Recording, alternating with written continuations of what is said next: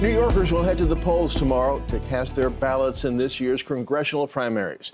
There are a number of key races to watch, not least in Staten Island, where Republican incumbent Dan Donovan is facing a tough challenge from his predecessor, Michael Grimm, who's looking to make a comeback after serving 7 months in prison for felony tax fraud.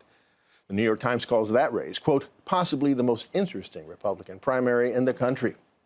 On the Democratic side, Queens Party leader Joe Crowley, one of the highest-ranking Democrats in Congress and a possible successor to Nancy Pelosi, is being challenged for the first time in 14 years by progressive candidate Alexandria Ocasio-Cortez, a veteran of the Bernie Sanders campaign.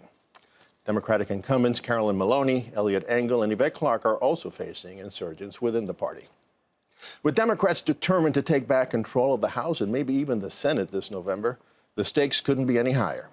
And joining us now with a preview of the races to watch and what it will all mean for the midterms are Democratic strategist Rebecca Katz and Republican strategist J.C. Polanco. Welcome, both of you. Thank you. Thank you. So, J.C., let me start with you with the Republican race between Donovan and Grimm and the 11th Congressional District, Staten Island and parts of southern Brooklyn. Why is that potentially the most interesting Republican primary in the country? It is. There's so much attention on this district. The president has gotten himself involved by endorsing Dan Donovan via tweet. And we all know how important those presidential tweets are. Yeah. So the reason why it's so interesting is you have an incumbent who left his position as the district attorney of Staten Island to run for Congress, someone who has an impeccable record. That's Donovan. And that's Dan Donovan. He was deputy borough president, former assistant district attorney, and he is like the altar boy of New York City politics when you look at his record on ethics. And he's facing off against someone who is an ex-convict, but who has somehow managed to excite much of the Republican base out in Staten Island. So they're going into this race, and the polls a couple of weeks ago showed that Michael Grimm is actually up by 10 points, which is very interesting considering how much of the party machine is behind Dan Donovan. Yeah. So when you combine the Trump endorsement, when you combine the fact that he has outspent Michael Grimm by a lot. And there's a Donovan ad like every 3 seconds, literally almost. Right? So there may be an upset to that poll coming in tomorrow. So the reason why it's so exciting is because you really see, is Staten Island Republican politics so far removed from everywhere else where this guy can actually lose to Michael Grimm? So Rebecca, even though Donovan didn't always support the president, if for example, he voted against the tax reform bill, and even though Grimm is running as a Trump-like candidate, as J.C. said, Trump endorsed him in a tweet saying, remember what happened in Alabama, referring to the Roy Moore disaster. If Grimm pulls this off, can the Democrats take that seat? Right. I mean, a convicted felon winning the Republican nomination for Congress isn't even the craziest thing that could happen in Trump's America right now, right? You know what I mean? It's just like that. If Michael Grimm again becomes the Republican nominee, I think Democrats do have a good shot of maybe even picking up, Staten Island. Max Rose, who's a Purple Heart recipient, is running a great campaign. One of he's not the nominee. We'll figure that out tomorrow. Yeah, there's a primary there too, but he's leading. He's leading. He's raising a lot of money. He's doing the work, and I think maybe even there might be a chance for Democrats, for even Staten Island, to get caught up in the blue wave this year. J.C., even if Donovan pulls this off, this campaign, this primary, has been basically a contest between these two guys as to who's more Trump-like, who's more conservative. That plays in the primary. Very much. Is it going to be problematic in the general election? That's a great question. First, President Barack... I would say yes. I would say maybe. President Obama won that district, which a lot of people are shocked to find out. And then you did have Congressman McMahon, a Democrat, there for a while. So the district has voted Democrat before. The question is, does Congressman Donovan stay on the minor party lines to make the race in November viable, for example, a Max Rose to be able to pull it off? And remember this, currently 25% of the registered Republicans are on the Brooklyn side. And according to my sources, Congressman Donovan is cleaning house in Brooklyn. So it's going to be very interesting to see how many of those loyal Donovan voters are going to come out in November and vote for Donovan and other minor party lines if he loses tomorrow. I mean, I think what's hard for any Republican nominee this year is that Trump is president. And I think in a general election, most people who are going to be most excited to come out and vote are people who are voting against the president. So quickly, who wins tomorrow, Donovan or Grimm?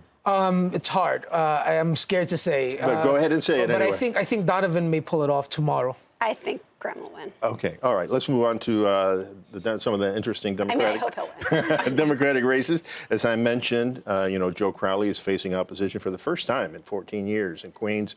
It's Alexandria Ocasio. She's just 28 years old, progressive, Bernie Sanders veteran.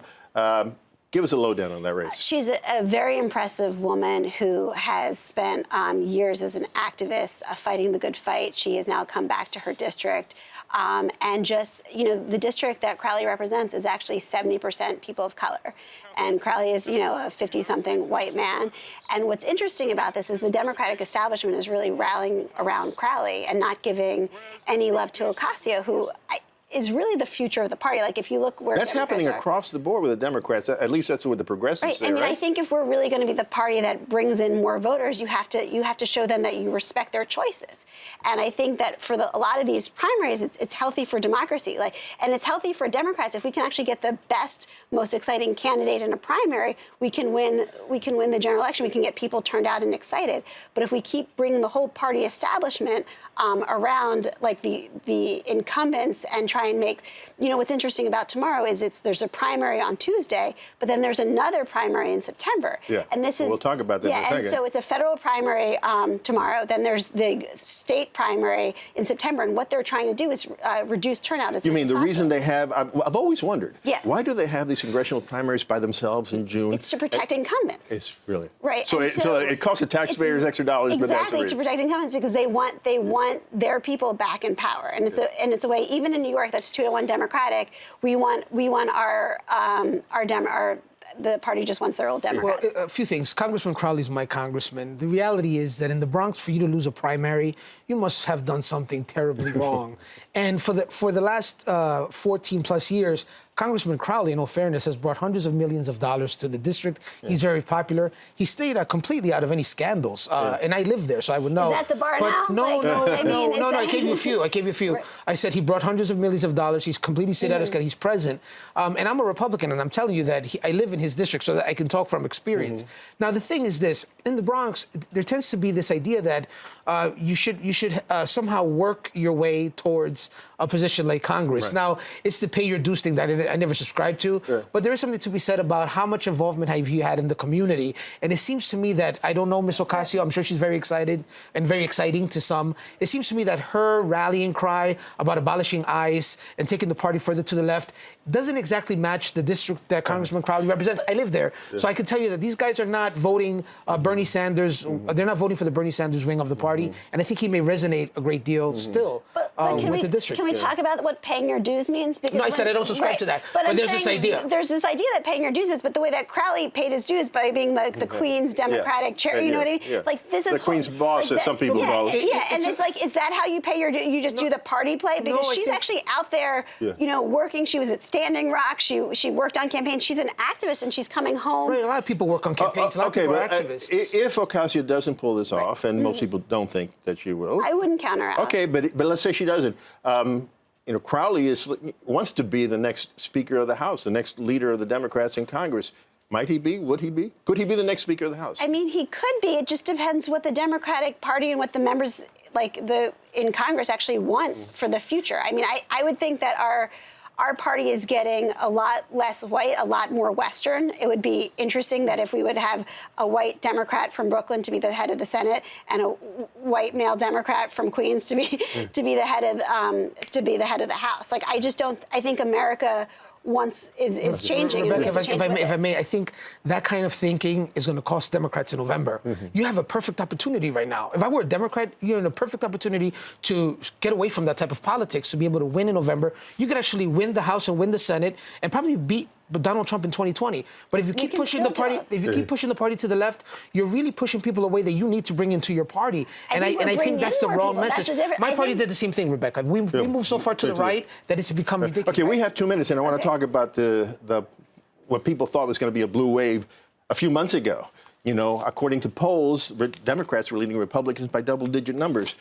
those numbers have disappeared, and some recent polls have actually Republicans leading the Democrats. You still expect a blue wave? I do. I was in the U.S. Senate in 2006 when no one thought we had a chance to win the Senate. And not only did we win the House, we won the Senate. We had a blue wave, and that set the stage for 2008. I think we're going to do it again this year. So moving on, we just have a couple of minutes. Moving on, looking at September, as you said, that's a gubernatorial primary. I know you're not a disinterested observer because you're a senior strategist for Cynthia Nixon. Yes. But in the recent poll, the gap between her and the governor is increasing. In April, she was 31 points behind. Now she's 35 points behind.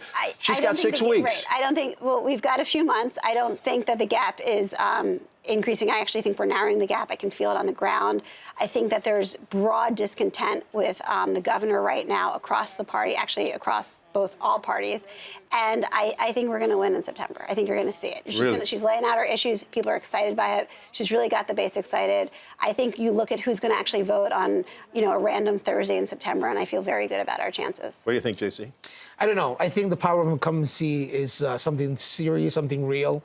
And 35 points, it's a lot of points in 6 weeks. And I think the governor has tens of millions of dollars. Yeah. The best asset that Cynthia Nixon has today is Rebecca. Let's face it. The truth is that it's very difficult. And at the same time, on the Republican side, you have an exciting young county executive, Mark Molinaro from Dutchess, who is running hard. And he's running away from the far-right parts of my party, which is where we want the party to go here, especially in New York. So he may be able to connect with a lot of voters that are discontent with Cynthia Nixon and discontent with Governor Cuomo. I would just add that if you look at what people care about, whether it's single payer, whether it's about what's happening with ICE, whether it's about, this education system that's so unequal in New York, I think people want someone who will fight for them. And I think that's why you'll see her coming out victorious in September.